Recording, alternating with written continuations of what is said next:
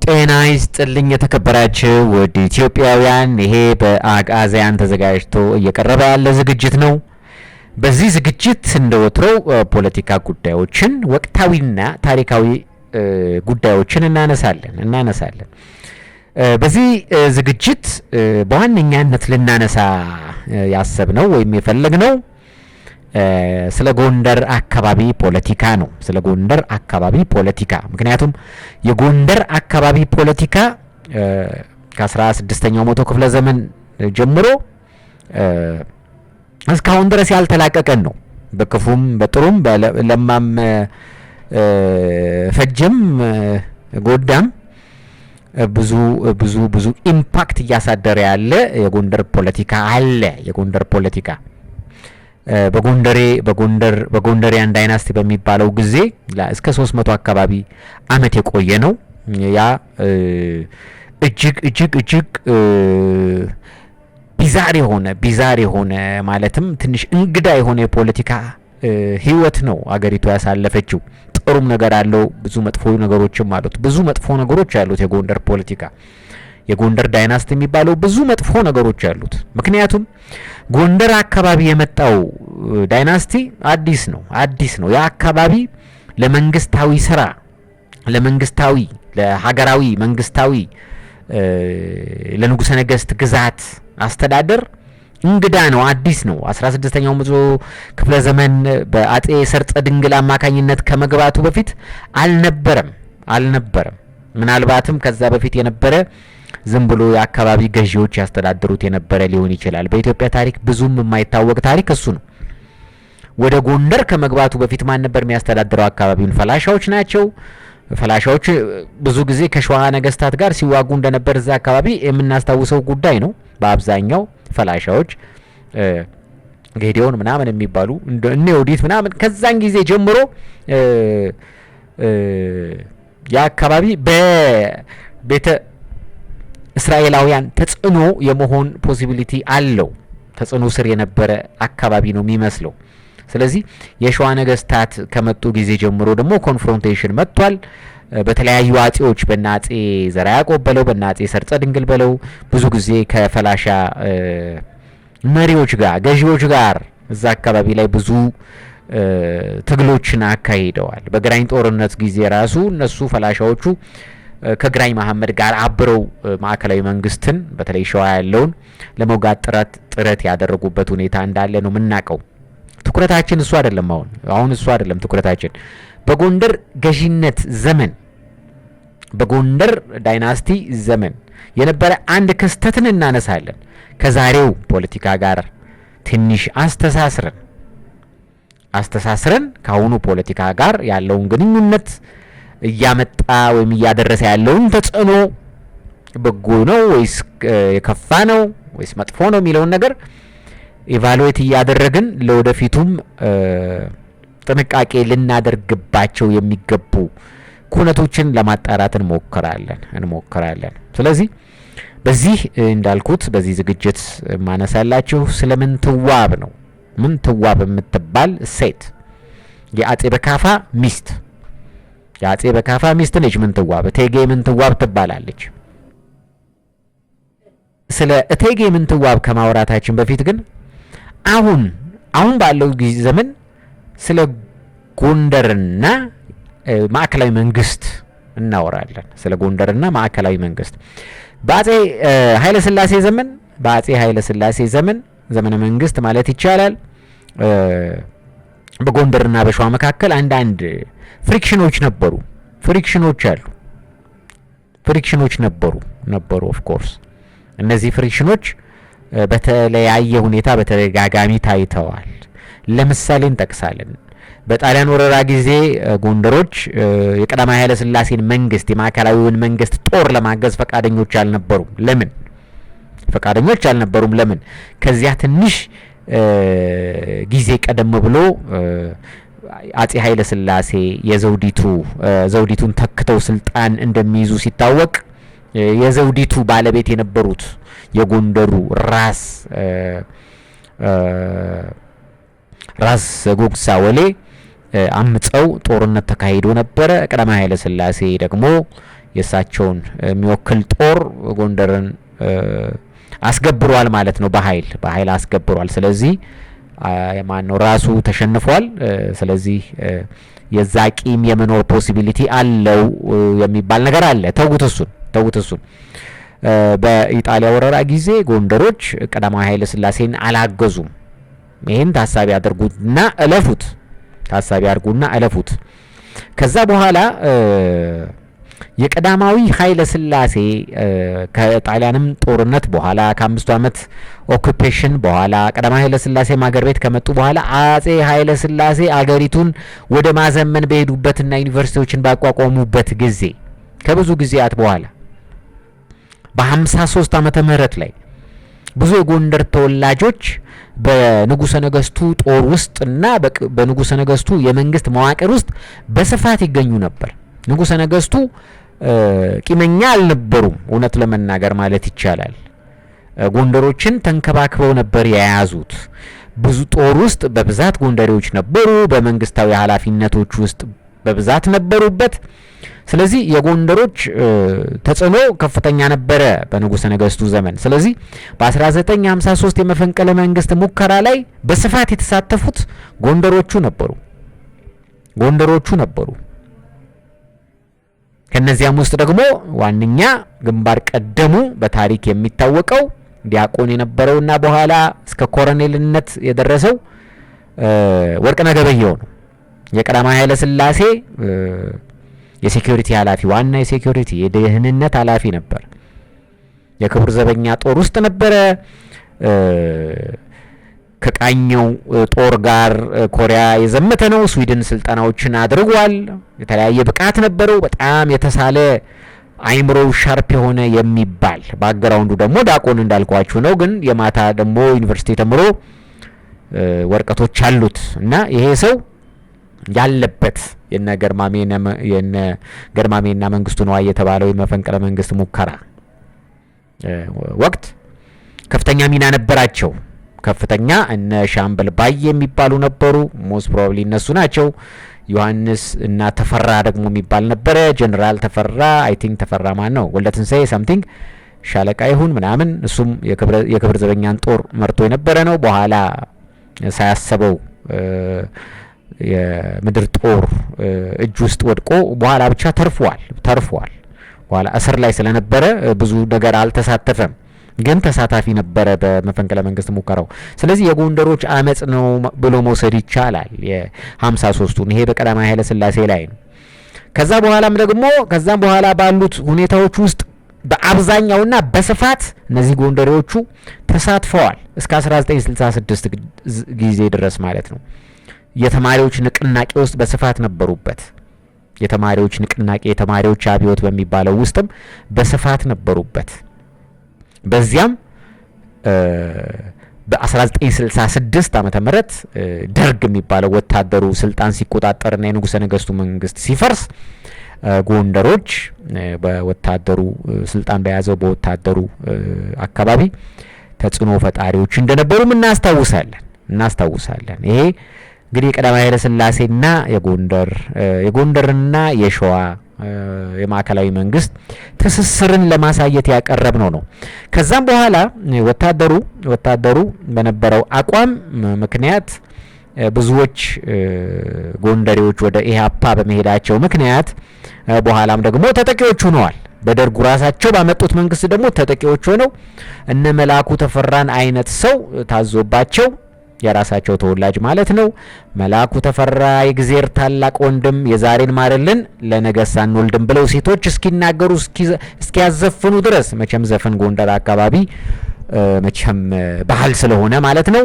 የዛሬን ማረልን ለነገስ አንወልድም ብለው እስኪጸጸቱ እስኪለማመኑ ድረስ ወጣቶቻቸውን ሲገልባቸው ነበረ።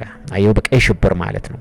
በዛን ወቅት ነው እንግዲህ ብዙዎች ጎንደሬዎች በሱዳን ፈልሰው አሜሪካ ደግሞ የአፓዎችን ስትሰበስብ ወደ አሜሪካ ሄደው ዛሬ ከፍተኛ ቁጥር ያላቸው የጎንደር ማህበረሰቦች አሜሪካ ውስጥ ያሉት ማለት ነው።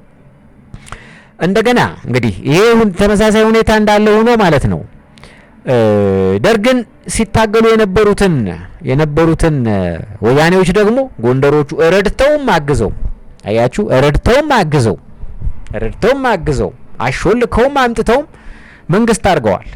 ሴት ልጆቻቸውንም ሰጥተው ያን ጊዜ ነው እንግዲህ ወልቃይት አካባቢ የሚባለው ነገር በትግሬዎች የተወረረውና ሚስቶቻቸውን እህቶቻቸውን ሴት ልጆቻቸውን አግብተው እዛ አካባቢ ላይ ያኔ ትግል ላይ በነበሩበት ሰዓት ነው አክቹአሊ ይሄ ነገር የሆነው። ከዛ በኋላ ወልቃይት የሚባለው ነገር ትግርኛ ስፒከር የሆነውና እስካሁን ድረስ ጦሱ ለኢትዮጵያ እሾህ ሆኖ እስካሁን ድረስ እያደማት ያለው አየሁ። ይሄ ወልቃይት ጠለምት ጠገዴ ምናምን የሚባለው አካባቢ የመጣው ጦስ ከዛን ጊዜ ጀምሮ እንደሆነ ይነገራል። ስለዚህ እነዚህ ኢህአዴጎቹ ስልጣን ከያዙ በኋላ ጎንደሮቹ ተሳታፊዎች እንደነበሩ ይታወቃል። እንደውም ሴት ልጆቻቸውን ሸልመው ነው በአብዛኛው ብዙዎቹ የህወሓት ታጋዮች የትግሬዎቹ ህወሓት ታጋዮች ሚስቶቻቸው ጎንደሬዎች እንደነበሩ እናስታውሳለን። ለምሳሌ ያክል የጠቅላይ ሚኒስትር መለስ ዜናዊ የታጋይ መለስ ዜናዊ ሚስትም ያው አዜብ መስፍን እንደምናውቀው እሷም ታጋይ ነበረች፣ ጎንደሬ እንደነበረች እና እንደሆነች ይነገራል። ስለዚህ ያውቁበታል ጎንደሮቹ ሴት ልጆቻቸውን እየሰጡ በፖለቲካው መሳተፍን ተጋሪ ሆኖ መግባትን እና በዛ ተጠቃሚ የመሆንን ነገር በኋላ ደግሞ የመጎዳትና የመጸጸትን ነገር ልማድ አድርገው እንደያዙት ነው የምናየው። ከዚህ ፖለቲካ ስናይ በኋላ ለምናወራው ነገር ስለሚጠቅመን ነው ይሄንን የምንናገረው። እንደገና ደግሞ ራሱ የኢህአዴግን ስርዓት ለማፍረስ ደግሞ ጎንደር እንደገና እጁን አስገብቶ ነበረ። ያው የምታስታውሱት የቅርብ ጊዜ ታሪክ ስለሆነ ምንም ይሄ ሁላችሁም የምታስታውሱት ነው። የቀደማችሁ ትውልዶችም ያሁን ትውልዶችም የምታስታውሱት ነው።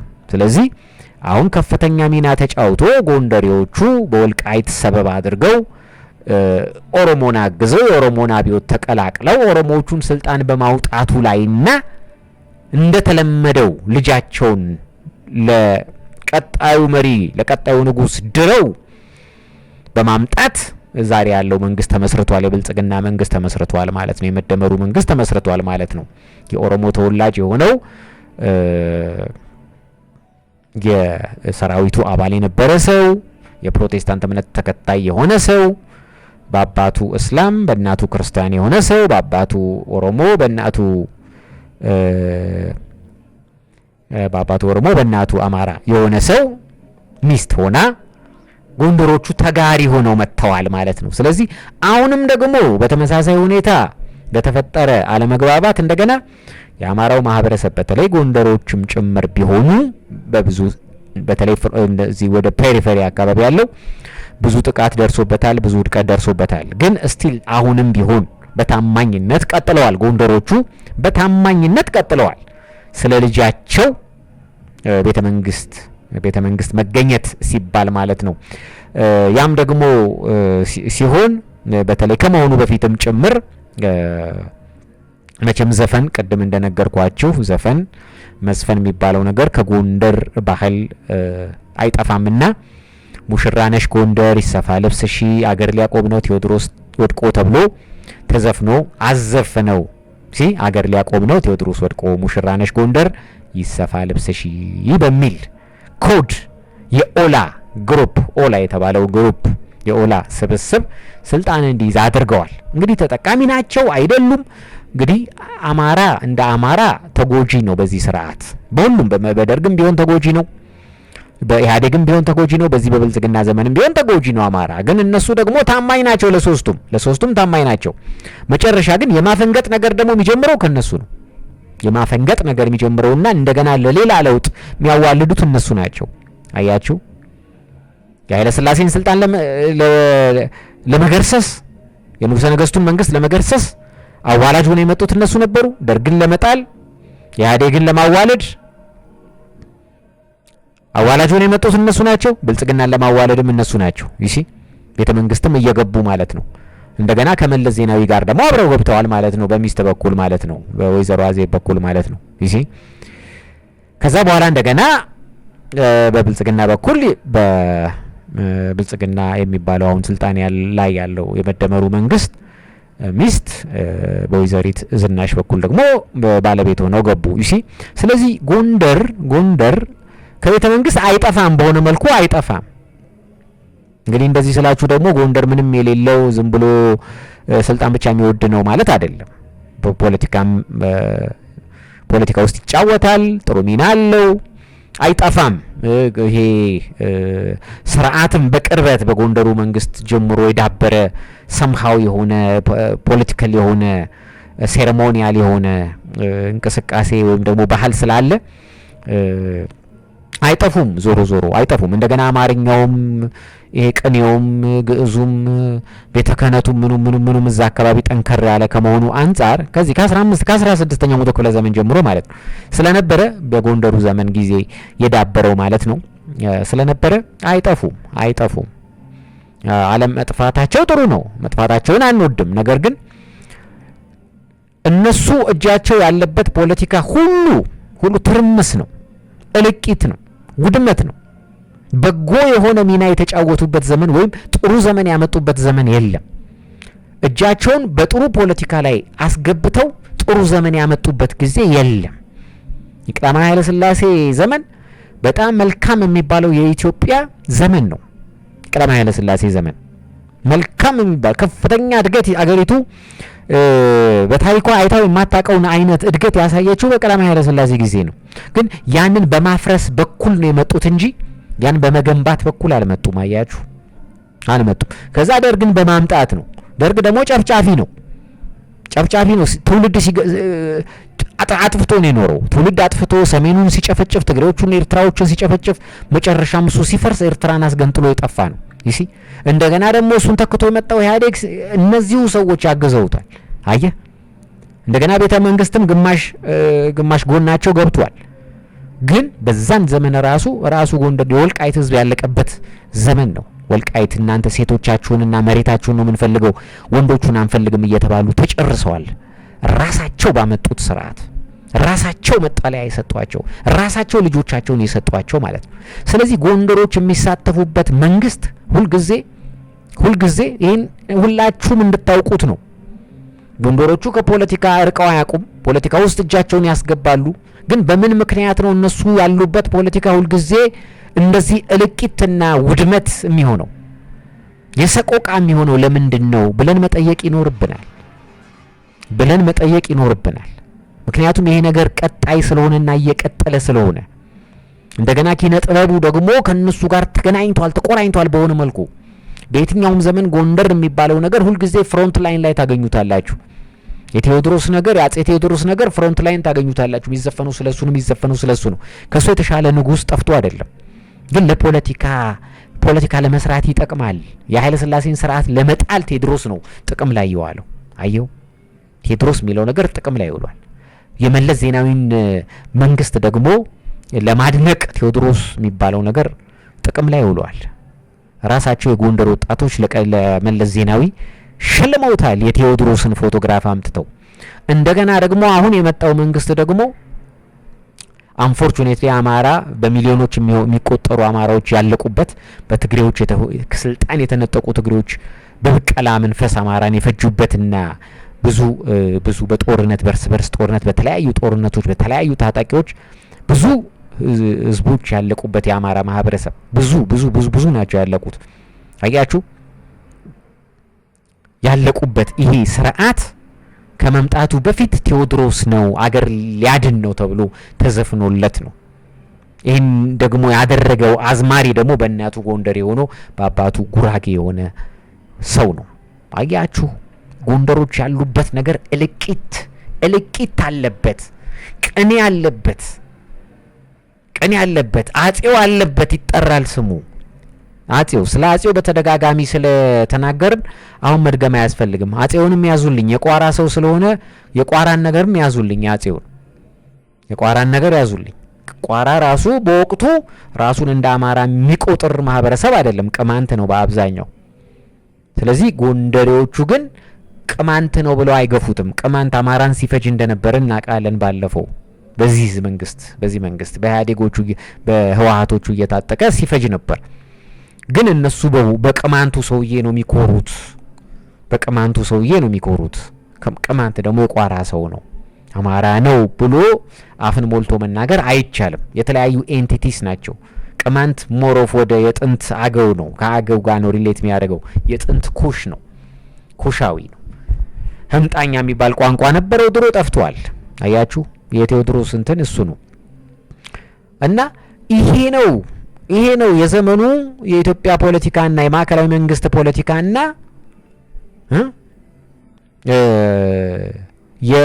የነገረ ጎንደር ሁኔታ ይሄ ነው አሁን ያለው።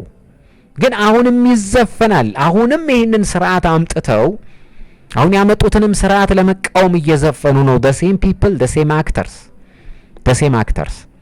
አሁን ያለው ፖለቲካ ላይ አሁን ስልጣን ላይ ያለው ስርዓት እንዳልኳችሁ የኦሮሞ ተወላጁ የፕሮቴስታንት እምነት ተከታይ ባልና ሚስቶች ናቸው። ሙሽራነሽ ጎንደር በተባለው መሰረት በሚስትነት ደግሞ ጎንደሮች አሉበት። ስለዚህ ጎንደር የአማራን ትግል አጌንስት በመቆም መንግስትን ሰፖርት በማድረግ የአማራን ተቃውሞ ራሱን ለህልውና ያደረገውን ትግል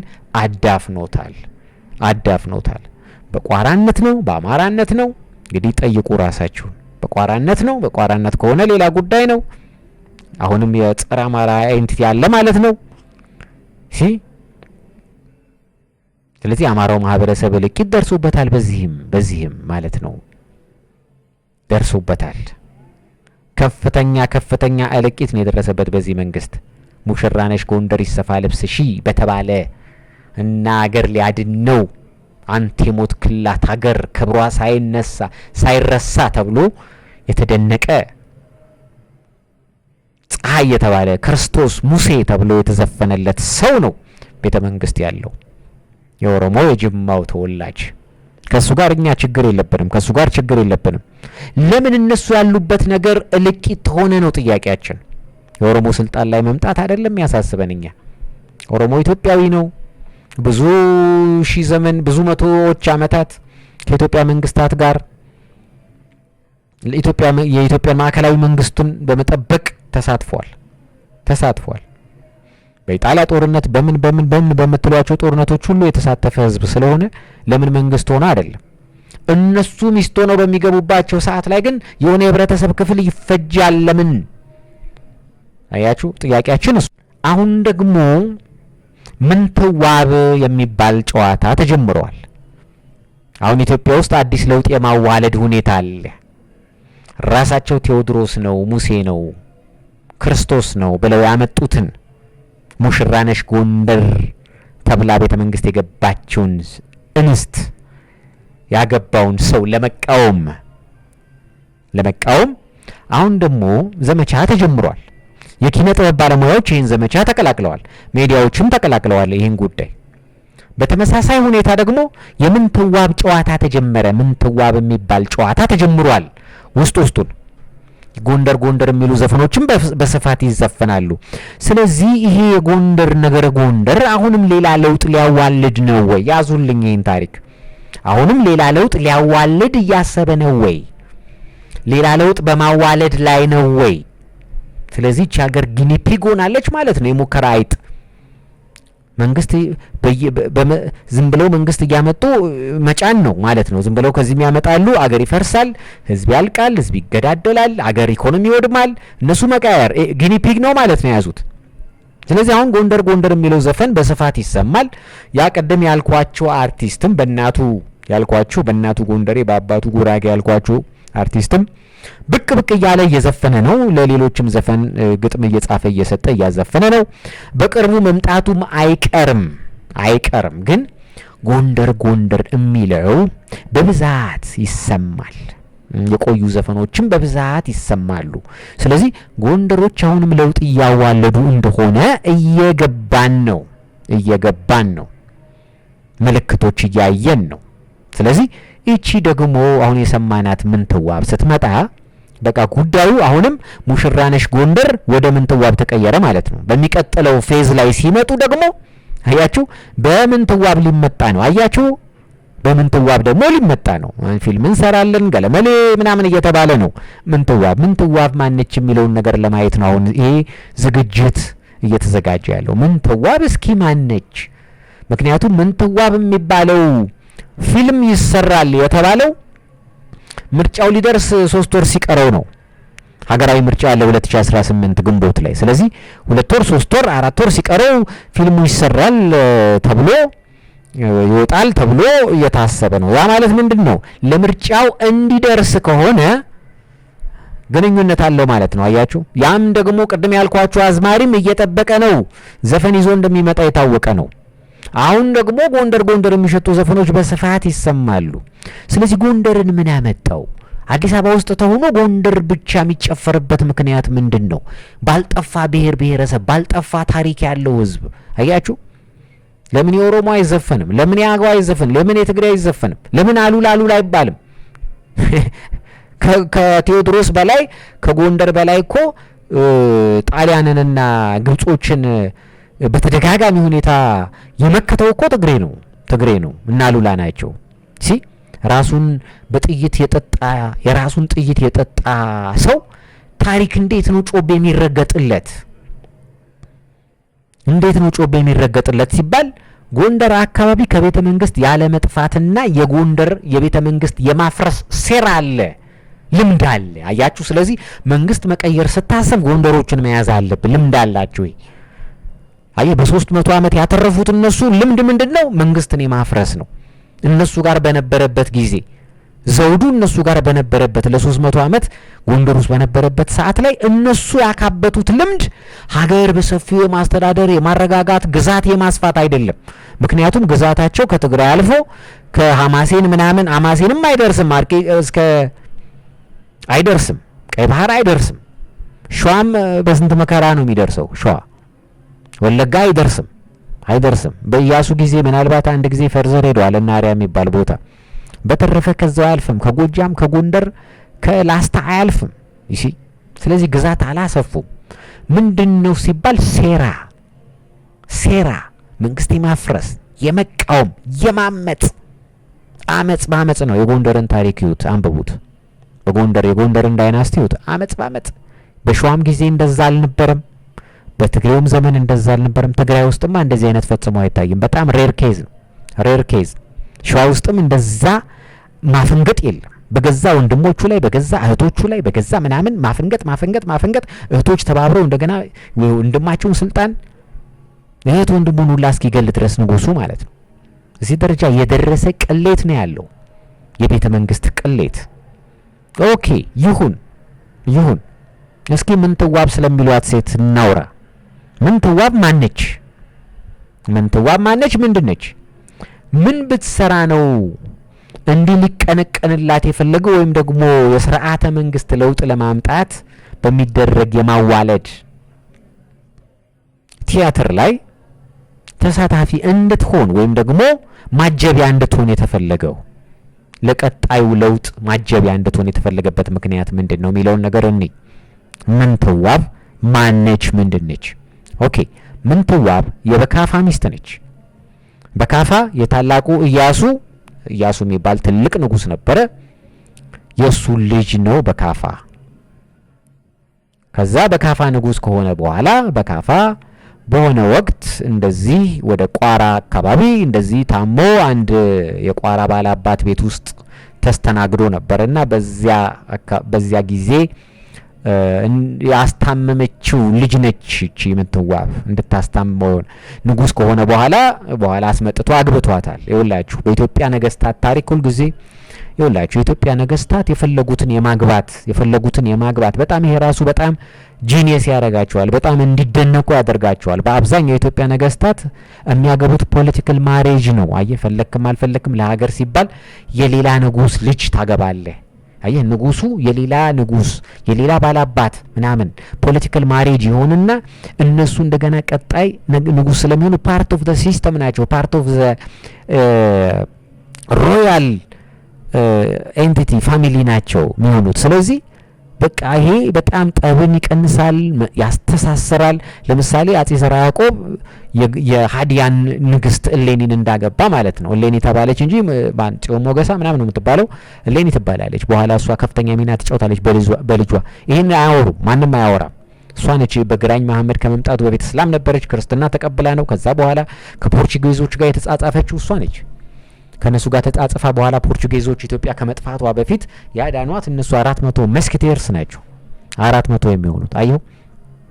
ስለዚህ በካፋ ተሳሳተ። በካፋ ይሄን ፖለቲካል ማሬጅ አላደረገም ስለሚያስታውስ ያንን ፋሚሊ ቆንጆ እንደሆነች ያውቃል። ባይዘዌ ጎንደሮች ምንም ጥርጥር የለውም ቁንጅና አላቸው፣ ምንም ጥርጥር የለውም። ቁንጅና አይደለም ግን ዋናው አስፈላጊ ለአንድ ሰው መልክ አይደለም፣ ጭንቅላት ነው፣ አስተሳሰብ ነው። አስተሳሰብ እውቀት ነው። ተንኮልም አይደለም፣ ማውራት ስለቻልክ አይደለም፣ ሴራም አይደለም። እውቀት፣ ንባብ፣ ትምህርት፣ ማስተዋል። ውበት ካለ ግን መልክ ካለ ሴሰኛነት ይመጣል። ውበት ካለ መጋደል ይመጣል።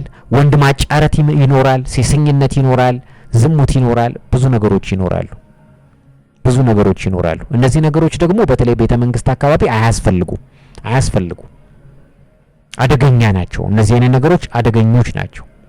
አይኖርም። ፖለቲካል ማሬጅ ለነገስታት ሀገር እንዲቀና አየህ፣ ሀገር እንዲቀና ድሮ ህገ መንግስት የለ። ስለዚህ ምንድነው የሚያደርጉት? አሁን ለምሳሌ የሸዋው ከትግሬ ጋር ይጋባል። ከትግሬ መኳንንት ወይም ደግሞ ንጉስ ልጁን ይደርለታል። ከዛ በኋላ ጠላቱ አይሆንም። አየው፣ ምክንያቱም የሱ ልጅ ነው ነገ የልጁ ልጅ ነው ነገ ደግሞ ንጉስ የሚሆነው። ስለዚህ ንግስና ያጣላቸው አየው፣ ጥበባቸውን አየው። አሁን በካፋይችን ሴትዮ ቤተ መንግስት አስገባት። ንግስት ነሽ አላት። ንግስት ሆነች። በቃ እቴጌ ተባለች ማለት ነው። እቴጌ ሆነች። ከዛ በኋላ እሱ ባለበት ጊዜ ምንም እንትን የለም። ከዛ በኋላ ግን ሞተ። ይሄ ሰውዬ በካፋ ሞተ። በካፋ ሲሞት ልጁ ዳግማዊ ኢያሱ ይባላል። የቋራው ይሉታል። የቋራው ኢያሱ ተብሎ ይነግሳል።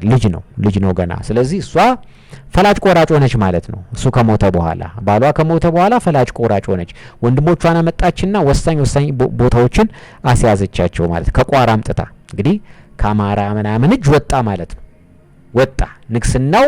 ልጁ ቢሆንም ንጉስ ያው ፈላጭ ቆራጭነቱን ለወንድሞቿ ሰጠች። ቋራዎቹ ያዙት ማለት ነው። ወጣ ማለት ነው። አየው፣ ምክንያቱም የዛ የዋናው ፋሚሊ ሳይሆን የቋራው መኳንንት የቋራው ባላባት ቤተሰብ ሆነ ያዘው ማዕከላዊውን መንግስት ማለት ነው። ተቆጣጠረው ማለት። ስለዚህ ይሄ ልጅ ማን ነው የቋራው ኢያሱ የሚባለው ትንሽ ከፍ ሲል አቅመ አዳም እስኪደርስ ድረስ እነሱ ፈላጭ ቆራጭ ሆነው ኖረዋል። በዛ ጊዜ ምን ሰርተዋል? ምን ታሪካዊ ኩነት ተከናውኗል? ብዙም ነገር የለም። ብቻ ያው እንትን እድገቶች ያሉት ምንድነው? በቅኔ በወሬ በምናምን በስነ ጽሁፍ በጽህፈት ምናምን እንደዚህ የመዳበር ነገር አለው እዛ አካባቢ። ጥሩ ነው። ይሄ ክፉ አያስብልም። መጥፎ ነው የሚባል ነገር አይደለም። እንደዚህ ስነ ጽሁፍ ዳብሮ ነበር በዛ ወቅት ይባላል። እንደዚህ ቅኔ፣ ዘረፋ፣ ትምህርት፣ እውቀት ጥሩ ነው። ይሄ መጥፎ አይደለም። በዛን ጊዜ እነዚህ ነገሮች አበባዋል ይባላል። አሁን ይሄ ልጅ የቋራው ቋረኛው ኢያሱ ከፍ ሲል አንድ ነገር ይሰማል። ከፍ ሲል ሙሉ ስልጣን ሲሰማው አንድ ነገር ይሰማል። እጅግ በጣም የሚደንቅ ነገር ነው። እነግራችኋለሁ። በጣም የማይጠበቅ ያልኳችሁ ይሄ ነው። ከቤተ መንግስት የማይጠበቅ ያልኳችሁ ይሄ ነው። የውበት ጣጣ ይሄ ነው ብያችኋለሁ። እናቱ ምንትዋብ በድብቅ ውሽማ ይዛ ነበር። በድብቅ ማንም የማያውቀው በድብቅ ውሽማ ይዛ 3 ልጆችንም ወልዳ ነበር። እንግዲህ ንጉሱ ይሄንን ሁሉ አያውቅም። እንግዲህ ወይም ደግሞ እሱ ታዳጊ በነበረበት ሰዓት ላይ የሆነ ነገር ስለሆነ በኋላ ላይ ነው ነገሮችን የሚያውቀው። ህዝብ ከሰማና ህዝብ ሲወያየው ነው ነገር ያሳፍሮት ወደ ሌላ እርምጃ የገባው። እነግራችኋለሁ ጉዳዩን። ስለዚህ ይሄ ልጅ ከፍ ሲል እናቱ ከውሽማዋ እሱም ኢያሱ ነው። አጋጣሚ ሆኖ ስሙ ምልምል ኢያሱ ይሉታል አሉ። እንግዲህ እንደነ ተክለ ጻዲቅ መኩሪያ ያሉ ጸሐፊዎች ምልምል ኢያሱ ይባላል ነው ያሉት። ምልምል ያሉት ያው በእንትን ነው፣ በኒክኔም ነው። ምልምል የሚሉት ሰዎች የሚጠሩት ነው እንጂ ኢያሱ ነው ስሙ እና ምልምል ኢያሱ ይሉታል። ሶስት ሴት ልጆችን ወልዷል። ከሷ 3 ልጆችን ወልዳለች። እንግዲህ ማየት ትችላላችሁ። እሱ ከፍ እስኪል እሷ እያስተዳደረች በነበረችበት ሰዓት ላይ ከሆነ እነዚህን 3 ልጆች የወለደቻቸው ምን ማለት ነው? እሷ በአብዛኛውን ጊዜዋን ከባል ጋር ነው የምታሳልፈው፣ ከውሽማ ጋር ነው የምታሳልፈው። ቅድም እንዳልኳችሁ ነው የንጉስነት ባህል የነገስታት የዘውድ ባህል ጎንደር ውስጥ ስላልነበረ የደረጀ ስላልነበረ እንደዚህ መጫወቻ ያደረጉት። በተለይ ቋራዎቹ ደግሞ ኤሊየን ናቸው፣ ለእንደዚህ አይነት ነገር ኤሊየን ኩሽ ናቸው። ምንም የሚያውቁት ነገር የለም። እሷ ግን በዘሯ ምናልባት ብዙ ያው እንትን ሊኖራት ይችላል። ከልብነ ድንግልም አለባት ይባላል ምናምን። ያው የባላባት ልጅ ስለሆነች የባላባት ልጅ ነች ዞሮ ዞሮ። ስለዚህ መገናኘቱ አይቀርም በሆነ መልኩ። ከዛ በኋላ ይሄ ልጅ የአፍሮ ይህን ጉዳይ ካወቀ ከተረዳ በኋላ ምን ያደርጋል መሰላችሁ? ምን ያደርጋል? አንድ ቀን ይህንን ምልምል ኢያሱ የተባለውን ሰው እሷ ደግሞ ምን አድርጋለች? ምልምል ኢያሱ ያሉ ሲያስቸግሯት ስትሰማ ሼም ደግሞ የላቸውም እኮ ሼም የላቸውም። ከተነቃ ይቀራል ነው ጨዋታው። በቃ ደጃዝማች አለችው። ደጃዝማች አስባለችውና ከዚህ በኋላ ደጃዝማች ኢያሱ በሉት አለች።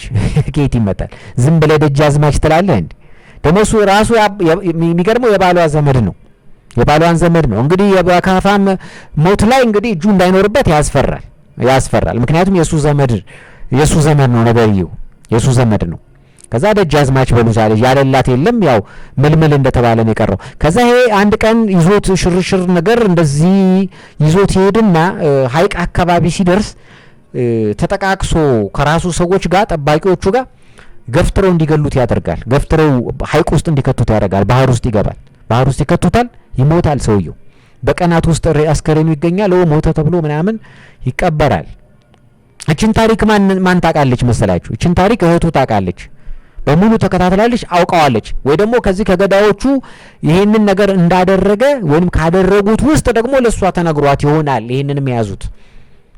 መቼም ይሄንን ነገር ሲገለው አይቻለሁ ባይኔ ልትል አትችልም። ታድነው ነበር ወይ ሆነ ነገር ይፈጠር ነበር። ነገር ግን ከነዛ ውስጥ ደግሞ ያው እንደዚህ ነው። ቤተ መንግስት ምናምን አካባቢ ውስጥ መሾካሾክ ይበዛል። አየው የኢትዮጵያ የንጉሰ ነገስት ባህል እንደዚህ አይነት አለው። አየህ እንደዚህ ያልሰለጠነ ኋላ ቀር የሆነ መሰሪ አይነት እንትን አለው። እንደዚህ ነው እርስ በርሳቸው እንደዚህ ሲተራረዱ የኖሩት። አንዱ አሳፋሪው በዘውዱ ውስጥ አሳፋሪው ይሄ በነገስታቶቻችን የውስጥ ህይወት ውስጥ ያለው እንትን እንደዚህ ነው እና አሳፋሪ ነው። በጣም የሚያሳዝናችሁ እና የሚያሳፈራችሁ ይሄ ነው። ከዛ በኋላ ሞተ ተባለ፣ ተቀበረ፣ በቃ ያው ይረሳል ጉዳዩ።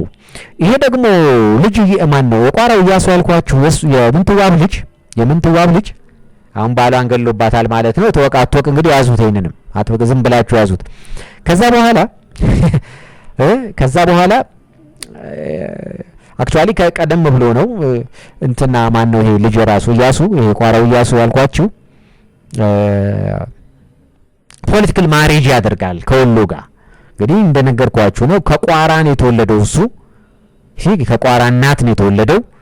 አባቱ በካፋ ነው፣ ሞተ። ያ ነገር ተቆረጠ ብያችኋለሁ። ከዛ በኋላ የቋራ ቤተ መንግስት የቋራ ሰዎች ናቸው በቤተ መንግስቱ ውስጥ ያሉት ማለት ነው የቋራ ቤት። ስለዚህ ያው ምን ማድረግ ፈለገ እሱ? ያው በምንትዋብም በእናቱም ፖለቲካል ጌም ማለት ነው ከወሎ ጋር ትስስርና አድርገው ኦሮሞን እንያዝሉና የኦሮሞ ባላባት ልጅ የሆነች ውቢት የምትባል እንዲያገባ ይደረጋል። የወሎ ኦሮሞዎች ቤተ መንግስት ገቡ ማለት ነው። ከዛ በኋላ ኢዮአስ የሚባል ይወለዳል። በመካከል ቅድም እንዳልኳችሁ ያ ነገር ይከሰታል። ያ የዚህ የምልምል ኢያሱ ሞት ይከሰታል። ይህን የሰማች እህት ደግሞ የሱ የምልምል ኢያሱ እህት ደግሞ ንጉሱን ራሱ በመርዝ ትገለዋለች። ይኸውላችሁ ገደለችው ነው። ገደለው ተዛሞቱ፣ ሴሰኑ፣ ወለዱ፣ እንዲሆኑ አመጸበት። ታሪኩን ራሳችሁ አንብቡት፣ ፈልጋችሁ አንብቡት። መጽሐፍቱን ፈልጋችሁ አንብቧቸው። ተገዳደሉ ነው፣ አመጸባቸው ነው፣ ተዋጉ ነው። ሌላ ምንም እጁን ቆረጠው ነው፣ እግሩን ቆረጠው ነው። አፄ ዮሐንስ የሚባል አለ ባሁን በካፋ የቆረጠው እጁ የራሱ እኮ የአባቱ ልጅ ነው። ሰምቲንግ ነገር እኮ ነው። ስለዚህ ንግስና ይቀናቀነኛል ብሎ እጁን አስቆሮ እጅ በቃ እንዲህ ነው ጨዋታው። ጎንደር ላይ እጅ መቁረጥ እግር መቁረጥ በኋላም ከቴዎድሮስ ጋር ይመጣል። በኋላ ወደፊት እንደምታዩት አጼ ቴዎድሮስ እጅ ቆረጠ እግር ቆረጠ። ይኸውላችሁ መቼ እንደጀመረ ሁኔታውን ይወት እዛ አካባቢ እጅ መቁረጥ እግር መቁረጥ ያው ለስመ ክርስትና አለባቸው እንጂ በጣም አስቸጋሪ ነው።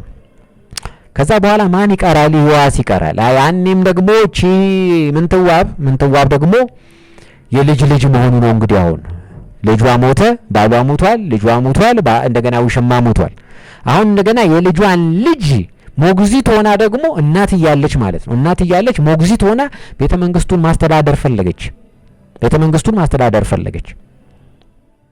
እናት ደግሞ አለች። የእናት ወገን ደግሞ ወሎዎች ናቸው። ስለዚህ እናት ደግሞ የራሷን ዘመዶች ከወሎ ታስመጣለች። የራሷን ቤተሰቦቿን ስታስመጣ ባላባቶች ናቸው፣ ጦር አላቸው። ጎንደርን በሙሉ አጥለቀለቁት ማለት ነው። ጎንደርን ያዙት ሙሉን። ጦራቸው መጥቶ ወሎ ጦር መጥቶ ያዘው። ስለዚህ ምን ይሆናል? እዛ ቦታ ላይ በቃ ሁሉ ነገር ኦሮምኛ ይሆናል ማለት ነው። ጎንደር ላይ ነው የምነግራችሁ በንጉስ ኢዮአስ ጊዜ። ከዛ በኋላ ቋንቋ ፍርድ ቤት ሳይቀር በኦሮምኛ የሆነበት ጊዜ አያችሁ ምን ያህል ጊዜ እንደሆነ፣ ምን ያክል ተጽዕኖ እንደነበረው ሁኔታው። ምክንያቱም ቋራ ነች እሷ። የቋራ ቤተሰቦቿ ጥቂት ናቸው። የቋራ ኃይል የለውም፣ ልምድ የለውም። የባላባት እንትን ቢኖርም ያን ያክል ስፋት ያለው ኤክስፔሪየንስ ያለው የለም። እዚህ ግን ላስታ የነበረው ግን ቀድሞውን ጀምሮ ከነ ፋሲል ጊዜ ጀምሮ በጣም ጠንካራ የሆነ የንጉሳዊ የባላባት አካባቢ ነው ይሄ ላስታ የሚባለው እና ይሄ የወሎ አካባቢ ማለት ነው። እና ልምዱ አላቸው። ስለዚህ ያ ነገር ይሆናል። ስለዚህ አልተሳካላትም ማለት ነው። እነሱ መጥቶ ያዙ። ከዛ በኋላ የራሷን ወንድሞቿን ምናምኗን አብራ ያው እየተደራደረች ምን እያለች ከስልጣኑ እንዳይርቁ ለማድረግ ሞክራ ነበረ። በኋላም ወንድሞቿም እንደዚህ አንዳንዶቹ ሞቱ ተዋውጠው ውጊያ ላይ እንደዚህ ምናምን። ከዛ በኋላ ኢቭን አንደኛውን ከሴት ልጆቿ አንዱ ከዛ ከመልመል ኢያሱ የወለደቻቸውን ራሱ አክቹአሊ እንትና ነው ያደረገው። ልጅ ማን ነው የቋራው ኢያሱ ልጇ ነው ያደረገው። አክቹአሊ ልጆች ለጎጃም ለምናምን አንዱን ለስሁል ሚካኤል ነው የሰጠው። ለስሁል ሚካኤል ሴት ልጆቹን ከሷ የተወለዱትን ከመልመል ኢያሱ የተወለዱትን ለፖለቲካል ማሪጅ ተጠቅሞባቸዋል። ለማን ነው ለጎጃሙ ለዳሞቱና ለትግሬው በኋላ ይመጣል ስሁል ሚካኤል የሚባለው ለስሁል ሚካኤልም ድሮ። ስለዚህ ስሁል ሚካኤልን ተጠቅማ አሁን እሷ ምን አሰበች? ኢዮአስ አለ የኦሮሞ ጦር ገብቷል። ስለዚህ መሳ ለመሳ ሆኗል። መተጋገል ይዘዋል። መሸናነፍ አልቻሉም። ስለዚህ ምን ይሆናል? ኢዮአስ የትግሬውን ስሁል ሚካኤልን ያስመጣዋል ማለት ነው። ስሁል ሚካኤልን ያስመጣዋል፣ የጎንደር ገዢ ያደርገዋል። ከና 26000 ጦሩ መጥቶ ጎንደር ውስጥ ነገርየውን ይቆጣጠራል፣ ሴትል ያደርገዋል። ከዛ እሱን ተጠቅማ ደግሞ እንደገና ቤተ መንግስቱን መምራት ፈለገች። ምናልባትም ኢዮአስን ማስወገድ ትፈልግ ይሆናል። የልጅ ልጇ ነው እንግዲህ ያሰቡት፣ የልጅ ልጇ ነው ማስወገድም። ግን እሷ እንደገና ስልጣን እንግዲህ እድሜዋ ምን ያክል ሊሆን እንደሚችል የልጅ ልጇ ነው እንግዲህ ሁላችሁ አስቡት። ግን ከልጆቿ አንዱን ደግሞ ይሄኛው ስሁል ሚካኤል አግብቷል። ስለዚህ ያችንም አድቫንቴጅ ለመምታት ሙከራ የማድረግ ፖሲቢሊቲ አላት። ከስሁል ሚካኤል ጋር መስራት ጀመረች ማለት አንታይ ኢያሱ ነበረች ማለት ነው። አንታይ ኢዮአስ የልጅ ልጇ ነች ማለት ነው። ኢዮአስ ደግሞ እንትናን አልፈለገውም። ፖፑላር ሆነበት፣ ጠንካራ ሆነበት። በቃ ከሱ አቅም በላይ ሆነ ይሄ ስሁል ሚካኤል የሚባለው የትግሬው ገዢ። ስለዚህ እሱን ደግሞ ለማስገደል እሱ ሲያሴር ይችን ሚስጥር ይዛ ሄዳ ለሱ ትነግረዋለች። አየህ የልጅ ልጇን ልታስበላው ማለት ነው። ይችናት ምንትዋብ እንግዲህ። ከዛ በኋላ እሱ ደግሞ ጉዳዩን ይነቃበታል። እሱን ሊገሉ ያሰቡ ሰዎች እንደነበሩ ሴራውን ይደርስበታል። እነዛን ሰዎች እጅ ከፍንጅ ይዛቸዋል። ንጉሱን ይከስና አስፈርዶ በሻሻ ሳፍኖ ይገለዋል። እንዲገዳ በፍርድ መኳንንቱን መሳፍንቱን ሰብስቦ የሃይማኖት የቤተ ክርስቲያን ምናምን ሊቃውንቱን ምናምን ሰብስቦ ጉባኤ አስይዞ በቃ ያረጋዋል፣ ይሸኘዋል። ከዛ በኋላ ራሱ ስሁል ሚካኤል ከእንትና አምጥቶ አንድ በፊት በካፋ እጁን ያስቆረጠውን ንጉስ አጼ ዮሐንስ የተባለውን ዮሐንስ ሁለተኛ ሰምቲንግ አምጥቶ ንጉስ ያደርገዋል። አየህ ያን ጊዜ እንዳልተሳካላት ስታቅ በቃ ሄደች ማለት ነው። ከዛ በኋላ እሷ ባሰራችው ገዳም ውስጥ ሞተች፣ ተቀበረች። እቺ ነች ምንትዋብ። ከዛ ስሁል ሚካኤል ያው የራሱን ሰዎች እየቀያየረ ምናምን ከዛ በኋላ ይቀጥላል የስሁል ሚካኤል ታሪክ። የስሁል ሚካኤል አጤ ቴዎድሮስ እስኪመጣ ድረስ ይቀጥላል። የመፈጃጀት የመገዳደል የሻጥር የምን ብዙ ትዕይንቶች አሉት ዛሬ ብዙ ትዕይንቶች። ግን ያ ለሀገር የሚጠቅም አይደለም። ልትጽፍበት ትችላለህ፣ ፊልም ልትሰራበት ትችላለህ፣ ግን አይጠቅምም። ምንም ያስተምረው ነገር የለም። ተንኮል ሴራ ያ ቀጥሏል እስካሁን ድረስ ማለት ነው። እንግዲህ ቀደም ባልኳችሁ ሁኔታ ስናየው ያ ነገር ቀጥሏል ማለት ነው። ስለዚህ ምንትዋብ ይቺ ነች። አየው ሰርጋ የገባች ነች፣ ሰርጎ ገብ ነች። እንደ ሌሎቹ ነገስታት በፖለቲካል ማሬጅ አልመጣችም። በውበቷ ብቻ በፍቅር ብቻ የእውነተኛ እንደዚህ ስለወደዳት ያገባት ነች። እንደዛ ስለሆነ ጣጣ ይዛ መጣች። አየው ምናልባት በካፋ ራሱ እንዴት እንደሞተ እግዚአብሔር ይወቀው። የሱን ዘመድ ካገባች ማለት ነው። ለሱ 3 ልጅ ወለደች፣ ለዚህ አንድ ነው የወለደችለት ማለት ነው። ይሲ ከዛ በኋላ እንደገና በልጇ በኩል ይውላችሁ በልጇ በኩል አገር አስተዳደረች እየተባለ ሞግዚቶና አስተዳደረች አገር እየተባለ እሷ she was giving birth ልጆች ፋብሪኬት እያደረገች ነበር። እዛ 3 ልጆች ያሏት አየው። ያው በሚስጥር እንዴት ይሆናል? ቤተ መንግስት እንደዛ ይሆናል? በሚስጥር ይሆናል? የትኞቹ የነገስታት ሚስቶች ናቸው እንደዚህ ሲያረጉ ያየናቸው የምናውቃቸው? ቤተ መንግስት ውስጥ እንደዚህ አይፈቀድም እኮ። ቤተ መንግስት ውስጥ እኮ ሲሪየስ እኮ ነው። አንድ ሰው ዝም ብሎ ያለ ምክንያት ሊመጣ አይችልም። it is a serious case ነው። የስልጣን ጉዳይ ነው፣ የዘር ጉዳይ ነው፣ የመቀላቀል ነገር ነው። በኋላ እንደገና አየው በዚያን ወቅት ደግሞ ምንድነው አንዱ ራስ ሄዶ ከቤተሰቦቹ ከዚህ ከሮያል ፋሚሊ ከሚባሉት ከዚህ ከሰለሞናውያን ነው አክቹአሊ ከዛ የወረደ ስለሆነ ከነዛ ውስጥ እስራኤላውያን ይሏቸዋል ድሮ። ከእስራኤላውያኑ አንዱን ይዞ ይመጣና እሱን አነገስኩ ይላል። ከዛ በኋላ ያምጻል። አየው ስለዚህ ዝም ብሎ ሰው ዝም ብሎ አይመጣም፣ አይወለድም። ዝም ብለህ አትወልድም። ስለዚህ ልጇ እዛ ንጉስ ተባለላት። እሷ ግን ከጀርባ ወንድሞቿ ትልልቅ ቦታዎች ላይ ያስቀምጣ ሺ ሀድ ኤፍሬንድ ማለት ነው፣ የቦይ ፍሬንድ አጌን ማለት ነው፣ ንግስት ሆና ማለት። ምክንያቱም ንግስት ተብላ ነበር ያን ጊዜ። እሺ እቴጌ ተብላለች። እቴጌ ነች። እቴጌ ተብለህ ውሽማ ይዘ መፈልፈል ግን። ስለዚህ አለ እዛ አካባቢ ውበት አለ፣ ሴራ አለ፣ ሴሰኛነቱም አለ። አየው በሚስትነት እንደዚህ። ከዛ እንግዲህ ይውላችሁ የመለስ ሚስት የእንትና ሚስት የምትሏቸው በሙሉ ከዛ አካባቢ ናቸው።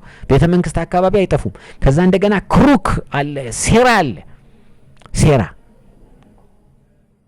እስካሁን ድረስ ያለውን ሁኔታ ነግሬያችኋለሁ፣ ቀድም ገልጬላችኋለሁ። አሁን ባለው ሁኔታ ኢትዮጵያ ውስጥ አሁን ባለው ሁኔታ ብዙ ጎንደሮች በአማራነታቸው ስለተፈጁ አመጽ ላይ ናቸው፣ የተዋጉ ነው። እሺ ግን በሷ በኩል ያለው ኔትወርክ ደግሞ ያንን አካባቢ አፍኖ ይዟል። በጥቅም ተይዞ አፍኖ ይዞታል። አየው ገዢው ደግሞ ማን ነው? እዚህ ጋር እንዳልኳችሁ ነው፣ የኦሮሞ ገዢነት አለ። በኋላ ደግሞ ቀደም እንዳልኳችሁ ራስ ጉግሳ ወሊም ደግሞ እዛ ጋር ነበረ። ስለዚህ በኋላ ደግሞ በጣም እጅግ በጣም የሚገርመው ደግሞ እዚሁ አካባቢ በኋላ በተለይ ለዘመነ መሳፍንት መምጣት ምክንያት የሆነው ራስ አሊ የሚባል ዘመነ መሳፍንት አይደለም፣ የጓንጉል በኋላ ወሎዎች መጥተው ጎንደር ላይ ነክሰዋል። ወሎዎች የጓንጉል ቤተሰብ የሚባል አለ። ሌላ ዳይናስቲ አለ እዛ ውስጥ ደግሞ የጓንጉል። እሱንም ደግሞ ጎንደሮቹ ናቸው ንጉሱን ከድተው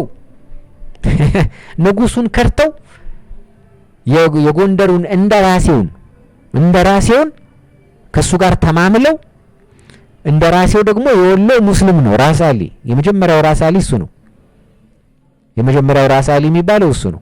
ከዛ በኋላ ንጉሱን አስወግደው የውሸት ንጉስ እየሾሙ ወሎች ናቸው ጎንደር ላይ ንጉስ ሆነው የኖሩት። አያችሁ እዛ አካባቢ ያለው ጨዋታ፣ በተለይ ከኦሮሞ ጋር ያለው ፍቅር ጥሩ ነው። ፍቅራቸው ጥሩ ነው። ግን በሁሉም አቅጣጫ ስታዩት እንዲህ አይነት በጣም አሁንም ደረሰ እኮ ይውላችሁ፣ አሁንም ደረሰ። ራስ አሊን ጠቀሱት፣ ተነጋገሩ። እኛ ግብራት አስከፍለን አንተን ነው የምናቀው፣ ንጉሱን አናቅም አሉት። ስለዚህ ንጉሱን አሳደጁት ማለት ነው። አክሱም ሄደ። አክሱም ሄዶ ተደበቀ። ንጉሱ ተክለ ጊዮርጊስ ሄደ፣ በቃ ጥሎ ሄደ። ከዛ በኋላ እነሱ ከወህኒ አምባ አንድ ንጉስ ዮሐንስ ምናምን የሚባል አመጡ። ዮሐንስ 3ኛ አይ ቲንክ መሰለኝ። ከዛ በኋላ ሰለሞን ምናምን የሚባሉ ንጉሶችን እያስቀመጡ ወደ 60 አመት አካባቢ ቆይተዋል። አያችሁ የጓንጉል ቤተሰብ ይባላል። የጓንጉል ቤተሰብ እስከ ትንሹ ራስ አሊ ድረስ ራስ አሊ ትንሹ ይባላል። እሱን ነው አጼ ቴዎድሮስ ያሸነፈው። አጼ ቴዎድሮስ ደግሞ ከቋራ መጥቶ ነው እንደገና ይሄንን ፈኒ ነው። አሁንም ደግሞ ያ ነገር ተሳስቦ እኛ ላይ ደርሷል፣ አዲስ አበባ ላይ ደርሷል። አዲስ አበባ ላይም አሁን ይመጣሉ፣ ያፈርሳሉ፣ ይመጣሉ፣ ያፈርሳሉ። ከቤተ መንግስት ግን አይጠፉም። በሚስትነት ምናምን ሙሽራነሽ ጎንደር ይሰፋ ልብሰሺ ኦላን ይዞ ተያይዞ እነ ራስ አሊ እነ እንትና አስገራሚ ዝገርም ነው። ዝገርም። ስለዚህ አሁን በዚች በእንትና ባንቺ በምንትዋብ በኩል የመጣው ጨዋታ የፖለቲካ ጨዋታ እቺ የ2018ን አሁን ደግሞ ሊያመጡ ያሰቡትን ወይ ከምርጫው ጋር ተያይዞ ወይ ከዛ በኋላ በሚከሰት የለውጥ ማዋለድ ፕሮሰስ ላይ አጃቢ እንዲሆን አያችሁ፣ አጃቢ እንዲሆን የታሰበ ጨዋታ እንደሆነ እንድትይዙልኝ ነው። ይሲ አሁንም ለሌላ ለውጥ ለማዋለድ ያንን ለውጥ ደግሞ ሲያመጡ ማንን እንደሚያመጡ ያው የምታውቁት ነው። የተለየ ነገር ራሳቸው እኮ አይመጡም። ራሴ ልንገስ ቢል እኮ ይቻላል እኮ መብት አለው አይልም። ኢትዮጵያዊ ነው፣ መንገስ ይችላል፣ መሪ መሆን ይችላል። ግን እሱ ጥበብ ይጠይቃል። ስለዚህ የንጉስ የለውጥ አካል ትሆንና የማፍረስ አካል ትሆንና የአመጽና የሴራ አካል ትሆንና ሚስት ሆኖ መግባት ግን ቁም ነገር አይደለም። አገር እያደሙ ነው። አገርን ማጎሳቆል ነው የያዙት እነዚህ ሰዎች። እነሱ ያሉበት ነገር አገር ይጎሳቆላል። ያው የጎንደሩ ቤተ መንግስት እኮ የፈረሰው በዛ ምክንያት እኮ ነው። ፍርስርሱ ወጣ፣ ከዛ ሄደ፣ በቃ ወጣ። አጤ ቴዎድሮስ መጣ፣ እሱም ብትንትኑን አወጣው። ያንንም ሲገል እጅ ሲቆርጥ ምናምን ሆነ። መጨረሻ ወደ እነ ዮሐንስ ሚኒሊካ ሸዋ ረጋ። ይኸው ሸዋ መጣ፣ ሸዋ ውስጥ ረጋ። ሸዋ ያለውንም ሲበጠብጡት ደግሞ ኦሮሞ መጣ፣ ኦሮሞ ያዘው። አየው ኦሮሞ እጅ ላይ ተረጋግቷል። አሁን አየው እንደገና ደግሞ አሁን እነሱ እጃቸውን እያስገቡ ነው ይላችሁ። ጥሩ ነው። ማንም ፖለቲካ ውስጥ የኢትዮጵያ ፖለቲካ ጋር ሶማሌው መግባት ይችላል። ግን እረፍት ነሷት፣ ሰላም ነሷት። ማህበራዊ እረፍት የሚባል ነገር አለ። ራሱ አማራው ማህበራዊ እረፍት ማግኘት አልቻለም በእነሱ ምክንያት።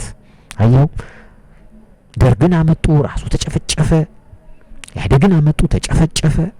ብልጽግናን አመጡ፣ ተጨፈጨፈ። ማህበራዊ እረፍት አላገኘም። እነሱ ግን አሉ። they are in the palace they are still in the palace እንደገና they are conspiring ለአዲስ ለውጥ ለአዲስ ለውጥ ማዋለድ። ደግሞ ምንትዋብ የምትባል ኬዝ ተይዛ መጣች። አያችሁ። ስለዚህ አስቀድሜ የነገርኳችሁ ስለ ምንትዋብ እንድታውቁ ቀድማችሁ ጌሙን፣ ጨዋታውን፣ ድራማውን፣ ቲያትሩን ቀድማችሁ አውቃችሁ እንድታዩት ነው ፊልሙን። አያችሁ ፊልሙን እንደምንትዋብ ነው። እዛ ሆነን ይኸውልህ ምንትዋብ ስታረግ እንደነበረው ዛሬ ጎንደር ነች ምንትዋብ። ጎንደር ውስጥ ሆነው እዚህ ለውጥ ያዋልዳሉ፣ አመጽ ይቀሰቅሳሉ፣ ለውጥ ያመጣሉ። ሰንበዲ ኤልስን እያመጡ ያስቀምጡብናል። አየው የሆነ ጠላት በር ይከፍቱና ያስገባሉ፣ የሆነ ታይም ላይ ያፈነግጣሉ። ስለዚህ የለውጥ ማዋለድ ላይ ናቸው እነዚህ ሰዎች። ስለዚህ ምንትዋብ ስታደርገው የነበረውን ነገር እንደ ሀገር ደግሞ ጎንደር እየፈጸመችው ነው ነገርየው። ምንትዋብ ይዝ ጎንደር ነው አየው። ስለዚህ በሚቀጥለው መንግስትም ወይ ሚስት ሆኖ ለመግባት ወይ በሆነ መልኩ ለመግባት ግን ለውጥ ለማዋለድ እንደተለመደው ግን ሚስት ሆኖ ለመግባት ሊሆን ይችላል። we don't know ግን አሁን ለውጥ የማዋለድ ፕሮሰስ ላይ ስለሆኑ ወይም ደግሞ ሌላም ሰው ሊሆን ይችላል።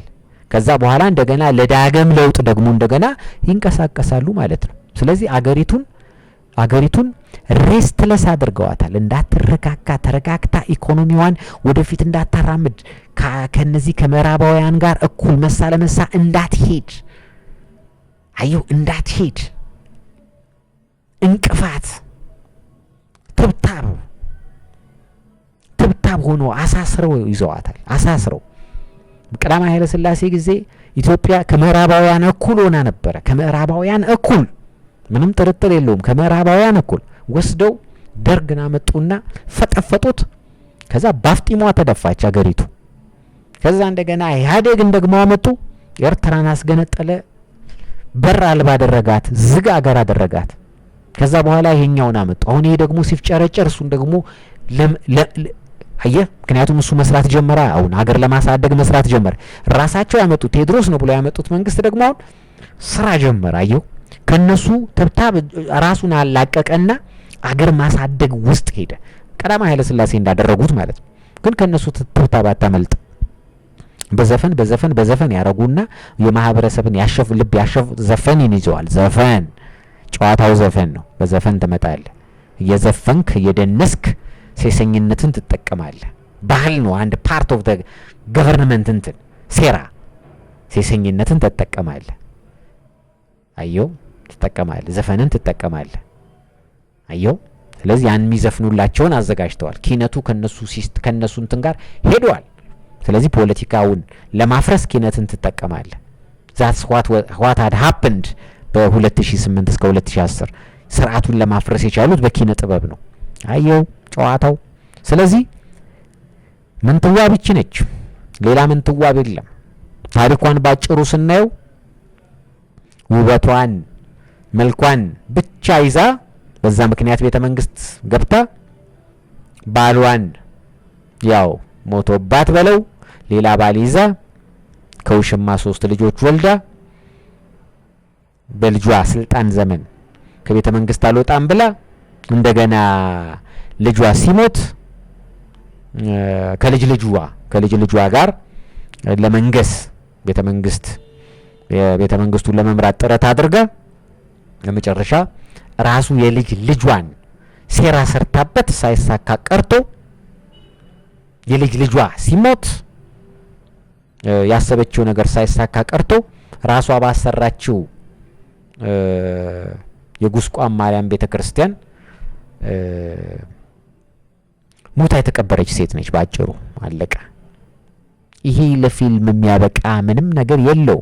ለፊልም የሚያበቃ ፊልም ለስራ እንዶ ታሪክ ኮንተንት አጣሁኝ ካልክ ትሰራዋለህ። ምንም ችግር የለውም ትሰራዋለህ። ግን ምንም ኢምፕሬስ የሚያደርግ ነገር የለም። ኢምፕሬስ የሚያደርግ ከዚህ ይልቅ ብዙ ታሪክ ያላቸው ሴቶች አሉ። የነሱ ይሻል ይሆናል ምናልባት። ይሄ ወለደች ነው። ሌላ ምን ታሪክ ሰረች? ወለደች ነው። ከዛ በኋላ እንደው ሄዶ እዚህ ጠጅ ጠጡ ጠላ ጠጡ ምናምን ብሎ ይሄ ባህሉን ለማሳየት ነው። እሺ አሁን ድራማ ይሉና ወይ ፊልም ምናምን ይሉና ጎጃም ጎንደር አካባቢ ይሄንን ነው የሚያሳዩአችሁ። ሌላ ምንም ነገር የለም። ባህሉን ጠላ ሲጠጡ ጠጅ ሲጠጡ ሲዘፈን ምን ሲል መሰንቆ ምናምን ሲመታ ምናምን ከዛ አንድ ጋርድ እንደዚህ ዘራፍ ሲል ምናምን የንጉስ እንትን አክሊል በቃ ተመሳሳይ ነው። አንድ አይነት ነው። እዛ ምናልባት ይሄ ሰብለ ወንጌል ብሎ የዘፈነው ጎጃም ሚራማሪ እሱ ተመሳሳይ ነገር ነው የምታዩት። እዛ ላይ የምታዩትን ፊልም እዛ ላይ ታዩታላችሁ። ሌላ አዲስ ነገር የላቸው። ከዛ ውጪ ምንም ነገር የለው። ምንም ነገር አታዩበትም። ጥበብ አታዩበትም። ጥበብ የሌኒ አይሻልም እንዴ? እሷ ከየንትና ሚስት የዚህ የልብነ ድንግል ነው እናቱ ማለት ነው። እናቱ የዘራ ያዕቆብ እና ሚስት ሆና የልብነ ድንግል የግራኝ መሐመድ ሃይማኖቷን ቀየራ ክርስቲያን ሆና ምናምን ከፖርቱጌዞቹን ወረራ ከሙስሊሞቹ ዘመዶቿ ሰምታ ወረራ እንደሚኖር ጠርጥራ ከዛ የተጻጻፈችው ምን ያለችው ከዛ ሲሳደዱ ምን ሲሉ ያ ሁሉ የተከሰተ ነገር አለ። ብዙ ነገር መጨረሻ እንደ ጎጃም ምናምን አካባቢ ገዳም ውስጥ አካባቢ ነው መጨረሻ ሞታ የተቀበረችውና የሷን ታሪክ አይሻልም?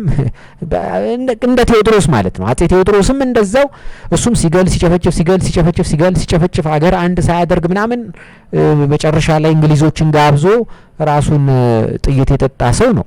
አየህ ለዛ ይዘፈናል። ግን ስንት እንግሊዝንም ጣሊያንንም ምንም እየመከቱ የኖሩ ግብጾችንም ብዙ ጊዜ በተደጋጋሚ ያሸነፉ ትልልቅ ጀግኖች ያሉባት ሀገር ላይ ቴዎድሮስ ብቻ ትላለህ። ስለዚህ መርጦ አልቃሽ ነን፣ መርጦ ወቃሽ፣ መርጦ አወዳሾች ስለሆንን ነው።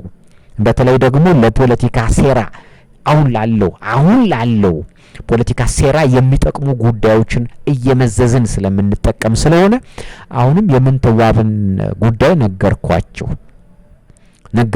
በኋላ አያጃጅሏችሁ በሚያመጡት ለውጥ ማዋለድ ፕሮሰስ ላይ እንዳያጃጅሏችሁ ነው የነገርኳችሁ። እንዳያቄሏችሁ ይህን ታሪክ እወቁትና ማነች የሚለውን ነገር ካወቃችሁት በኋላ ብዙም ነገር እንዳትጠብቁ ያደርጋል። ብዙም ነገር ሳትጠብቁ እዩት ዝም ብላችሁ፣ ግን ለፖለቲካ ሴራቸው ወጥመድ ውስጥ እንዳትገቡ ይረዳችኋል በሚል ነው።